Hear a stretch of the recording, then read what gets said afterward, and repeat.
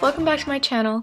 I mentioned in my last video that I would do a tutorial focused on how I do my brows, which as you can see are a more pointed and arched shape, and I said I would do a breakdown for girls who have a similar brow shape to me, so I figured I'd jump into it right now because it's such a basic and important thing to get right from the start to pull your whole look together.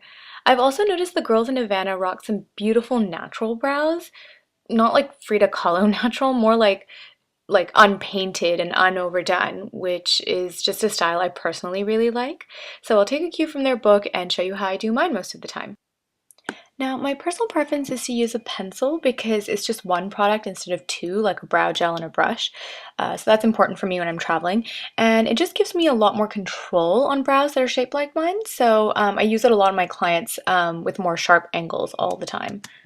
All I have to do is bring the squared off slant tip to the same slant as my brow, and with short little strokes move the pencil in a line.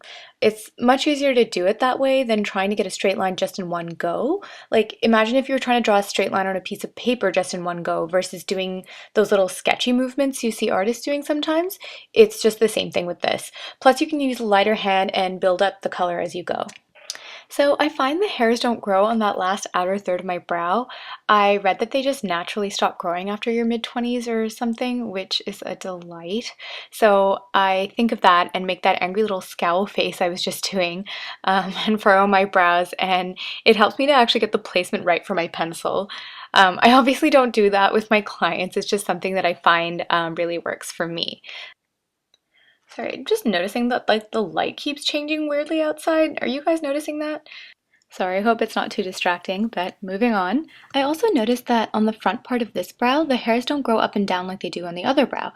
So I just fake them by making light little vertical strokes and eventually brushing it through so it's not really obvious.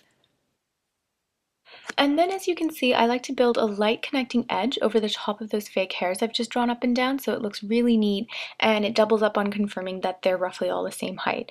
And like I was saying, I keep brushing the pencil through pretty often because I find that's key to getting an even distribution of product and kind of blurring it into the hairs so it goes soft focus and into the background. You know when you go way too far in sharpening your image on Instagram and you see every grainy detail on your face?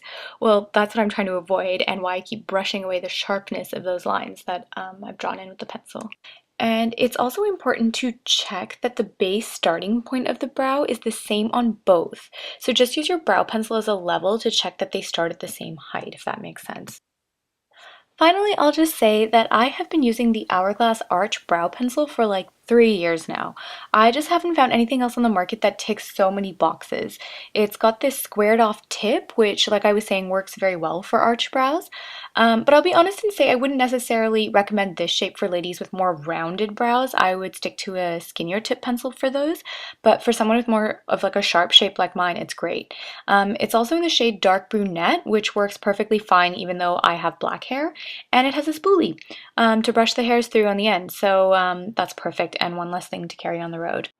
And that's it for brows. I like to keep things pretty easy and straightforward. If you guys want to see how I ended up doing my eyes for the rest of this look, stay tuned for my next video where I complete the look.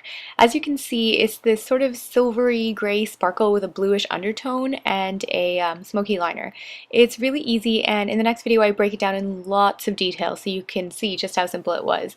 And I explain exactly where everything goes and what kinds of brushes to use, so even if you're a beginner at makeup, as I was saying, it's really simple to follow. And if you're a pro, then I hope you can learn a trick or two. I'm off to this secondhand book market in this area of the city called Plaza de Armas now. I'm doing research for that documentary I'm shooting with my partner, so wish me luck. See you in my next video. Ciao for now. Bye!